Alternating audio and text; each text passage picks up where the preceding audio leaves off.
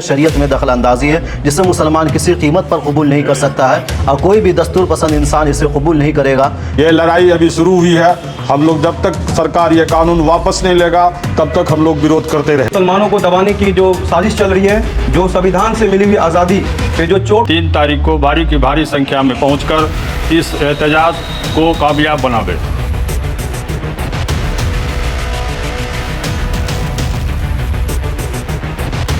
Press conference रखा गया है, कल आप लोग एक आंदोलन कर रहे हैं वक्फ एक्ट के खिलाफ में, क्या कहेंगे?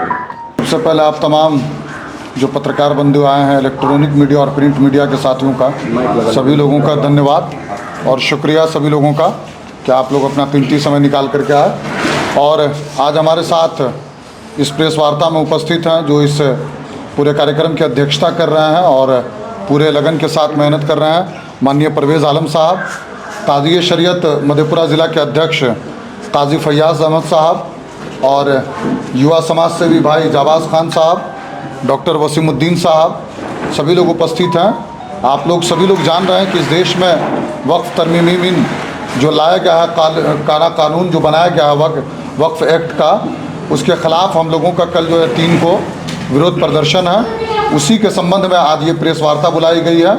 आप सभी को जो है पूरी डिटेल्स जो है वो माननीय मुखिया जी और काजी साहब जो है उसके बारे में बताएं। बिस्मिल्लाहिर्रहमानिर्रहीम। आप लोगों को मालूम है कि मुसलमानों की तरफ से और तमाम मिली जमातों की तरफ से, इसी तरह तमाम दस्तूर पसंद लोगों की तरफ से बेइंतहा मुखालफत, शदीद नाराज़गी और ऑन रिकॉर्ड तकरीबन 3.5 करोड़ मुसलमानों की तरफ से एहतजाज करने के बावजूद मगरूर पार्टी, मुतासिब पार्टी और गुरूर में बिल्कुल चूर पार्टी ने वक्फ कानून 2025 को नाफिज कर दिया है। ये कानून चूँकि शरीयत में खुली मुदाखलत है और साथ ही ये संविधान के कई सारे आर्टिकल के ख़िलाफ़ है, जैसे कि कई मरतबा कहा गया है कि आर्टिकल 14 के ख़िलाफ़ है, जिसमें बराबरी की बात की गई है कि मुल्क के सारे मजहबी लोग कानून की नज़र में बराबर होंगे। तो जब सब बराबर होंगे तो फिर एक के मजहबी संस्था पर वक्फ बाय यूज़र को लगाना और दूसरे के मजहबी संस्था से इस चीज़ को ख़त्म कर देना, ये सरासर जुल्म है और आर्टिकल 14 के ख़िलाफ़ है। इसी तरह ये आर्टिकल 25-26 के भी ख़िलाफ़ है, जिसमें मजहबी आज़ादी की बात की गई है। आर्टिकल 29-30 के भी ख़िलाफ़ है, जिसमें अक़लियत के आज़ादी की बात की गई है। चूँकि ये सरासर दस्तूर के ख़िलाफ़ है और ये शरीयत में मुदाखलत है और शरीयत के जितने भी औकाफ़ के जायदाद है, मस्जिद है, कब्रिस्तान है, ईदगाह है या औकाफ़ की दूसरी जायदाद है, ये इसको हड़पने की एक नापाक साजिश है। इसलिए all India Muslim personal law board ने और तमाम मिली जमात ने सारे लोगों से अपील की है कि अब मुसलमानों का और हर अमन पसंद लोगों का ये तकाज़ा है और ये ज़िम्मेदारी है, आइनी ज़िम्मेदारी भी और शरई ज़िम्मेदारी भी, कि वो इसके ख़िलाफ़ आवाज़ उठाएँ और बाहर निकले, क्योंकि ये सरासर संविधान में दखल अंदाज़ी है, शरीयत में दखल अंदाज़ी है, जिसे मुसलमान किसी कीमत पर कबूल नहीं कर सकता है और कोई भी दस्तूर पसंद इंसान इसे कबूल नहीं करेगा, क्योंकि इस मुल्क की बुनियाद ही दस्तूर है, संविधान है। अगर संविधान के ख़िलाफ़ हम कानून लाएंगे तो इससे संविधान का वज़न हल्का होगा और संविधान पर लोगों का एतमाद ख़राब होगा। जैसा कि अभी कुछ लोगों ने कहा, जब सुप्रीम कोर्ट ने यह कहा कि भाई इन 2 चीज़ों पर, जैसे वक्फ बाय यूज़र पर स्टे लगा दिया वक्ती तौर पर, इसी तरह उन्होंने जो है गैर मुस्लिमों के जो है लाजमी शमूलियत पर उन्होंने आर्जी तौर पर स्टे लगाया, तो कुछ लोगों ने यह कहा कि ऐसे सुप्रीम कोर्ट को बुलडोज़ कर दिया जाए। ये सरासर जो है मुल्क को एक दूसरे नहज पर ले जाने वाली बात है, जिससे मुल्क में बदअमनी फैलेगी, इंतशार फैलेगा।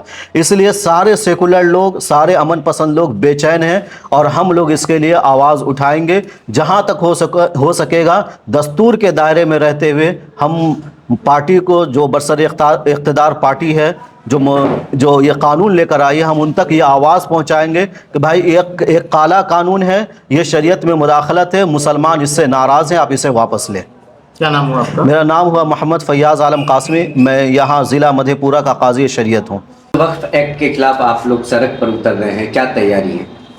सबसे पहले आज के इस प्रेस कॉन्फ्रेंस में आप पत्रकार बंधु जो अपना कीमती समय दे के आए हैं, मैं उसका धन्यवाद देता हूँ। कल का जो हम लोग का प्रोग्राम है, कल हम लोग वक्फ अमेंडमेंट एक्ट के विरोध में 3 जुलाई को हम लोग धरना और प्रदर्शन करने जा रहे हैं। यह धरना प्रदर्शन झिटकिया से कॉलेज चौक होते हुए कला भवन में हम लोग जुलूस निकाल कर धरना करेंगे, जिसके लिए आम आवाम से अपील करना चाहते हैं कि 3 तारीख को भारी की भारी संख्या में पहुंचकर इस एहतजाज को कामयाब बनावे। यही हमारा खास करके मुसलमानों से अपील है। फ़िरका परस्त लोगों को छोड़कर जो हमारे मिल्लते कौम है, सब एक साथ मिलकर कंधा से कंधा मिलाकर इस जुलूस को कामयाब करें। यही हमारा जनता से अपील है।